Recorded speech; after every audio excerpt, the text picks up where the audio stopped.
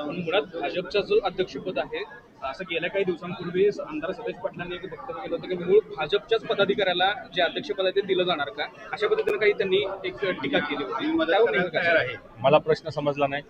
मूळ अध्यक्षपद भाजपच्याच कार्यकर्त्याला देणार का? मूळ जे काय सुरुवातीपासून जो काही लढत आलेला आहे, सुरुवातीपासून जो कमळ चिन्हावर निवडून आलाय तो भाजपचा आहे. तो मूळ आहे, जुना आहे, नवा आहे, याच्याबद्दल त्यांनी चिंता करण्याची आवश्यकता नाही. निवडून आलेला आहे तो भाजपचा आहे आणि त्यामुळे त्याला पद देण्यामध्ये कसलीही अडचण असणार नाही. ते आम्हीच नंबर 1 आहोत, आम्ही मोठा भाऊ आहोत, असे काही पक्ष सांगत होते आणि म्हणून मी आज या ठिकाणी सांगितलं की आपण भारतीय जनता पार्टीच्या वतीनं 41 जागा लढवल्या. जिल्ह्यामध्ये सगळ्यात जास्त मतदान 3,42,000 हे भारतीय जनता पार्टीला झालेलं आहे. 2 नंबरला राष्ट्रवादीनं 20 जागा जिंकल्या, त्यांना 3,41,000 मतं पडलेले आहेत. म्हणजे भाजपला 3,42,000, राष्ट्रवादीला 3,41,000, त्याच्या खालोखाल शिवसेनेला कमी आहेत, काँग्रेसला तर 280 आहेत आणि अशा अर्थानं भाजप हा मोठा भाऊ आहे हे मी या ठिकाणी लोकांच्या समोर मांडण्याचा प्रयत्न केलेला आहे. कोल्हापूर जिल्ह्यातल्या तमाम नागरिकांनी भारतीय जनता पार्टीवर जो विश्वास ठेवलेला आहे त्याच्यासाठी मी त्यांचा आभार व्यक्त केलेले आहेत. आता अजून गॅझेट झालेलं नाही आहे. गटनेता निवड आज भारतीय जनता पार्टीचा झालेला आहे. तानाजी पाटील यांना गटनेता निवडलेला आहे. पुढची प्रक्रिया जोपर्यंत गॅझेट होत नाही, तारखा येत नाहीत, तोपर्यंत प्रक्रिया सुरू होणार नाही. परंतु महायुती म्हणून बैठक घेण्याचं काम आज आणि उद्या होणार आहे. राष्ट्रवादी, शिवसेना, जनसुराज्य, शव आघाडी या सगळ्यांच्या बरोबर भारतीय जनता पार्टी चर्चा करून पुढची पदं कशा पद्धतीनं त्याची वाटणी करायची याचा निर्णय भविष्यात 2 दिवसामध्ये घेतला जाणार आहे. पण राष्ट्रवादीने ठामपणे सांगितले की अध्यक्ष हा राष्ट्रवादीचाच होणार, ती अन्य भूमिका घेणार नाही. हे आत्ताच दादांनी सांगितल्याप्रमाणे निश्चित आहे की त्यांची संख्या जास्त असल्यामुळे स्वाभाविकपणे ते मागणी करणार आहेत. परंतु आमचीही मागणी असणार आहे.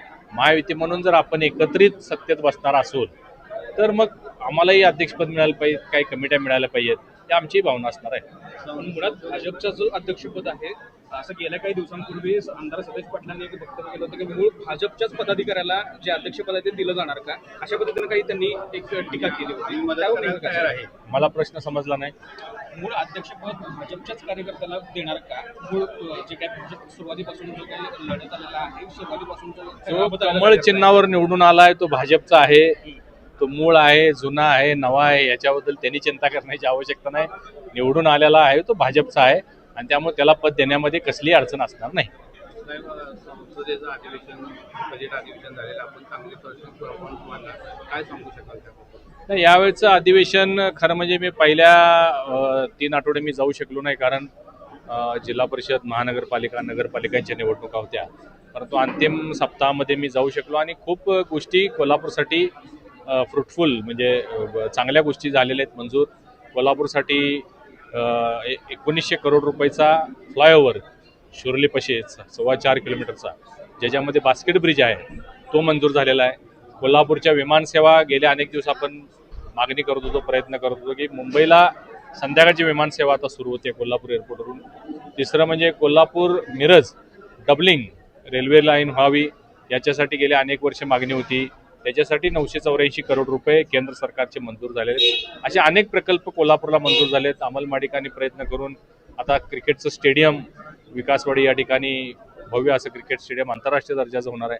अनेक गोष्टी ज्या आम्ही कोल्हापूरकरांना, जिल्ह्यातल्या लोकांना आम्ही आश्वासन दिलं होतं किंवा आम्ही वचननामा जाहीर केला होता, त्यापैकी बऱ्यापैकी गोष्टी आता पूर्णत्वास यायला लागलेल्या आहेत, सुरू व्हायला लागलेल्या आहेत. भविष्यात उरलेल्या सगळ्या गोष्टी आम्ही करणार आहोत. काल केंद्रीय कॅबिनेट झाली, त्यामध्ये शहरी विकास योजना, शहरांच्या विकासासाठी चांगली योजना आहे. भरीव निधी दिला, जवळपास 500 कोटी कोल्हापूर शहराचा समावेश निश्चित प्रत्येक राज्याला 50,000 करोड रुपये साधारण दिले जातील.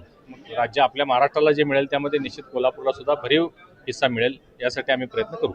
भाजपकडून एक अभियान राबवलं जाणार राज्यभरामध्ये, काय नेमकं महाअभियान आहे?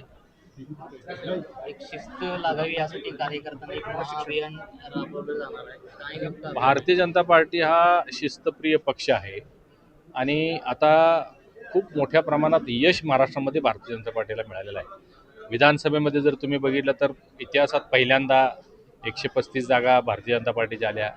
नुकत्याच झालेल्या नगरपालिकेमध्ये सगळ्यात मोठं यश भाजपला मिळालं. महापालिकेमध्ये तर म्हणजे रेकॉर्ड झालेला आहे. या पश्चिम महाराष्ट्रात कधी भाजपचा महापौर होत नव्हता परंतु या 4-5 जिल्ह्यामध्ये पुणे, सातारा, सांगली, कोल्हापूर, सोलापूर सगळीकडे भाजपचे महापौर होत आहेत, पिंपरीला भाजपचे महापौर होत आहेत आणि जिल्हा परिषदमध्ये सुद्धा मोठं यश मिळालेलं आहे. पक्ष वाढत चाललेला आहे, कार्यकर्त्यांची संख्या वाढत चाललेली आहे, लोक मोठ्या प्रमाणात जॉईन होत आहेत. तर त्यांना एक शिस्त असली पाहिजे, एक डेकोरेम असला पाहिजे कार्यकर्त्यांना. यासाठी संबंध राज्यभर प्रशिक्षण दिलं जाणार आहे. वेगवेगळ्या जिल्ह्यामध्ये वेगवेगळ्या पद्धतीनं हे प्रशिक्षण होणार आहे. बूथ प्रमुखापासून ते आमदार खासदारांपर्यंत त्यांनी कसं वागलं पाहिजे, कसं काम केलं पाहिजे, लोकांच्या समस्या सोडवण्यासाठी कसा प्रयत्न केला पाहिजे, या सगळ्याचं प्रशिक्षण होणार आहे. यामध्ये आम्ही सगळे सहभागी होणार आहोत. तुम्ही मतांची आकडेवारी वाचून दाखवली, याच्यामध्ये भाजपच मोठा भाऊ आहे असं सांगितलं. पद मिळताना सुद्धा कुठेतरी मोठेच पद मिळतं असा प्रयत्न जो आहे तो केला जातो. निश्चितच मी तुम्हाला सांगितलं की महायुती म्हणून आम्ही सत्तेत जर बसत असू तर मग सगळे पदं वाटणी त्या पद्धतीनं होईल आणि आम्हालाही त्या पद्धतीची आमच्या सदस्यांना पदं मिळतील. पण राष्ट्रवादी तयार होईल का यासाठी काय कितपत कसं वाटतं? हे अजून याबद्दल चर्चा झालेली नाही, परंतु युती म्हणून जर सत्तेत बसायचं असेल तर मला वाटते तयार होतील. कारण त्यांनी आधीच सांगितलंय फॉर्म्युला की 25 जागा आमच्या जास्त आहेत, जर आघाडी वगैरे बाकीच्या घेऊ तर आम्हीच दावा करतो. ठामपणे त्यांनी सांगितलं. दावा मी सांगितलं की आम्ही दावा करतो, ते प्रत्येक जण दावा करणार होता. 6 आता यड्रावकर साहेबांचे 4 निवडून आलेत, 5 त्यांनी परवा सांगितले की आमचा अध्यक्ष होणार. सगळं शक्य आहे, काय अडचण आहे. राष्ट्रवादीनं पुढच्या वेळची जी जिल्हा परिषद निवडणूक आहे ती स्वबळावर लढणार असं देखील त्यांनी बोललं होतं, वक्तव्य केलं होतं. आता आज या विषयावर बोलणं योग्य नाही. राज्य अजून पुढच्या निवडणुका अजून 5 वर्षांना आहेत. गेल्या पंचवार्षिकला कुणालाही स्वप्नात सुद्धा नव्हतं की 2 शिवसेना 2 राष्ट्रवादी एवढ्या रिंगणात असतील. त्यामुळे पुढच्या 5 वर्षानंतर काय समीकरण असेल त्यावेळी आपण या विषयावर बोलू. आपण गटनेता जिल्हा परिषदची निवड केली, आता जिल्हा परिषदमध्ये म्हणजे महापालिकेचे स्वीकृत सदस्य घेतले तसं जिल्हा परिषदमध्ये अजून या बाबतीत राज्य सरकारचा निर्णय झालेला नाही, परंतु आमचा प्रयत्न आहे की ज्या पद्धतीनं महापालिकामध्ये स्वीकृत सदस्य असतात त्याच पद्धतीनं जिल्हा परिषदमध्ये सुद्धा स्वीकृत किंवा शासन नियुक्त सदस्य असले पाहिजे. यासाठी आम्ही आता मुख्यमंत्री महोदयांच्याकडे पाठपुरावा करणार आहोत. ते दुसरा मुद्दा असं आहे की आता पदवीधर शिक्षक मतदारसंघ तुमची भूमिका तर त्याच्यात कशी भाजपची तयारी झाली? आमची तयारी चालूच आहे. आमची सुद्धा मोठ्या प्रमाणात नोंदणी झालेली आहे. आम्ही ती निवडणूक लढणार आहोत. पदवीधर असो, शिक्षक मतदारसंघ असो, सगळ्या निवडणुका भारतीय जनता पार्टी ताकदीनं लढणार आहे.